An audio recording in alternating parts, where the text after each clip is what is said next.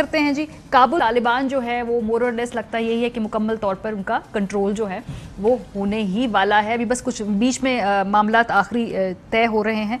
आज का दिन जो था वो बहुत हंगामा खेज था, बहुत डेवलपमेंट हुई 8 घंटों के अंदर ही। जिन्होंने इसको नहीं फॉलो किया, आइए बताते हैं कि गुज़श्ता चंद दिनों में कितनी तेज़ी से हालात बदले हैं। 13 अगस्त तक अगर हम आपको बताएं तो तालिबान ने 34 में से 18 अफगानिस्तान के शुमाली, जनूबी और मगरबी सूबों का मुकम्मल कंट्रोल हासिल कर लिया था। 14 अगस्त को तालिबान ने अफगानिस्तान के मजीद 9 वस्ती सूबाई दारुल-हुकूमतों का कंट्रोल हासिल कर लिया था। और आज सुबह 15 अगस्त को तालिबान ने काबुल के इतराफ के बाकी के सूबों का कंट्रोल हासिल करना शुरू किया। और फिर दिन तकरीबन 1 बजे के करीब ये खबरें आना शुरू हो गई कि तालिबान काबुल शहर के अतराफ में पहुंच गए हैं। उसके बाद तालिबान का एक एलामिया सामने आया जिसमें वो कहते हैं कि अपने तमाम जंगजुओं को काबुल दाखिल होने से हमने फ़िलहाल रोक दिया है। काबुल में बगैर लड़ाई के दाखिल होने का उन्होंने फैसला किया हुआ है और गिरफ्तार शुदा गवर्नर्स और हथियार डालने फौजियों को भी उन्होंने रिहा कर दिया है। आम मुआफ़ी का ऐलान किया, किसी के खिलाफ इंतकामी कार्रवाई ना करने का ऐलान किया। काबुल हवाई अड्डे पे आज पूरा दिन जो है बड़ी हलचल रही थी। इसमें तस्वीर भी आई, अमरीकी सिफारती अमले को सिफारत खाने से हेलीकॉप्टर्स के ज़रिए हवाई अड्डे पहुंचाया जा रहा था। C-130 है, तैयारे आए हुए थे। और ऐसे में फिर एक ट्वीट देखिए जिसमें उन्होंने निशानदेही की है कि कैसे 45 साल पहले US एम्बेसी से जो स्टाफ था जो सैगोन यानी कि वियतनाम में इसी तरीके से एयरलिफ्ट किया जा रहा था जैसा कि आज काबुल में ये एयरलिफ्ट किया जा रहा है।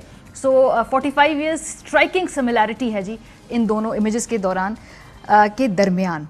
आगे बढ़ते हैं। फिर ये हुआ कि बगराम हवाई अड्डे का कंट्रोल भी संभाल लिया, जेल का कंट्रोल भी संभाल लिया, कैदी भी रिहाई कर लिए। फिर सदारती महल जो था वहाँ से जो थी खबरें आना शुरू हो गई कि इक़्तिदार की मुंतकी के लिए मुज़ाकरात जो हैं इस वक्त वो किए जा रहे हैं। फिर खबर ये आई कि अली अहमद जलाली को अबूरी हुकूमत का सरबराह मुकर्रर करने की बात की गई है जिसे तालिबान ने मुस्तरद कर दिया है।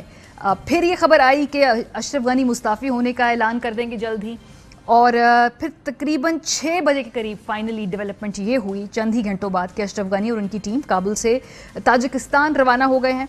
और ये भी इत्तलात हैं कि नायब सदर अमरुल्लाह सालेह, मुशीर कौमी सलामती हिब्बुल्लाह मोहिब भी उनके हमरा फ़रार हो गए हैं। फ़रार का लफ्ज़ हम तो इस्तेमाल कर ही रहे हैं लेकिन उनकी अपनी काबीना के लोग और उनके अपने वहाँ पे जो पॉलिटिकल क्लास है वो भी इनके लिए फ़रार, भगोड़े, छोड़ के चले गए, बेच दिया अफ़गानिस्तान को, इस तरह के अल्फाज बाकायदा अपनी ट्वीट्स में और इंटरव्यूज़ में इस्तेमाल कर रहे हैं और तनकीद की जा रही है।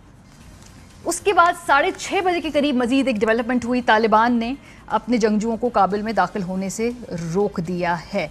अच्छा, अब ये जो अमेरिका इसके ऊपर बार बार तनकीद की जा रही है कि जी छोड़कर चले गए, इसके जवाब में सदर बाइडन ने एक स्टेटमेंट रिलीज़ की है और उन्होंने कहा है कि अमरीकी इंतज़ामिया अफ़गानिस्तान की सूरत हाल का ज़िम्मेदार साबिक अमरीकी सदर ट्रंप और अफ़गान फोर्सेस को करार दे रही है जो अपने मुल्क का दिफा नहीं कर सके। वो कहते हैं जी कि 29 मार्च 2020 को अमरीका और तालिबान के दरमियान दोहा में जो मुआहिदा तय पाया था जिसके तहत अमरीकी फ़ौज ने अफ़गानिस्तान से पुरअमन इनखला करना था, तो ये पहले जो सदर ट्रंप है वो ये डील कर गए थे जिसको आगे प्रेसिडेंट बाइडन ने सिर्फ ऑनर किया है और वो खैर इस पर बिलीव भी करते हैं कि अमरीकियों को वहाँ से निकल जाना चाहिए। सो वो ये कह रहे हैं कि ये ट्रंप इंतज़ामिया की तमाम इसमें जिम्मेदारी है। वैसे दिलचस्प बात है, 8 जुलाई को अमरीकी सदर जो बाइडन से किसी ने पूछा था कि क्या तालिबान काबुल पे कब्ज़ा कर सकते हैं या ये लाइल्मी है या ब्रीफिंग नहीं दी गई या पता नहीं, अब मुझे समझ नहीं आती कि ये किस तरह से ये स्टेटमेंट जो है बाद में प्ले आउट की। क्या कहा जो बाइडन ने, ज़रा सुनिए। Is a Taliban takeover of Afghanistan now inevitable? No, it is not. Because you have the Afghan troops have 300,000 well equipped as any army in the world, and an air force against something like 75,000 Taliban. It is not inevitable. कह रहे हैं ऐसा मुमकिन ही नहीं है और ये एक हफ्ते पहले की, ये कुछ अर्से पहले की बात है, ये कॉन्फिडेंस था। इसके बाद क्या हुआ है, पाकिस्तानी रियासत क्या सोच रही है? अहम तरीन खबरें अब एक क्लिक की दूरी पर, हर लम्हा बाखबर रहने के लिए सब्सक्राइब करें हमारा YouTube चैनल। अपने मोबाइल फोन से मुल्की और बैनुल अक़वामी अहम खबरों तक रसाई के लिए डाउनलोड कीजिए मोबाइल ऐप बामसूख ज़राए से मुसद्दिका खबरों। तज्जियों और तबसरों से मुस्तफीद होने के लिए विजिट कीजिए पाकिस्तान की सबसे बड़ी न्यूज वेबसाइट ARY न्यूज पहुंचा रहा है खबरें सबसे पहले आप तक, ताकि आप रहें हर लम्हा बाखबर।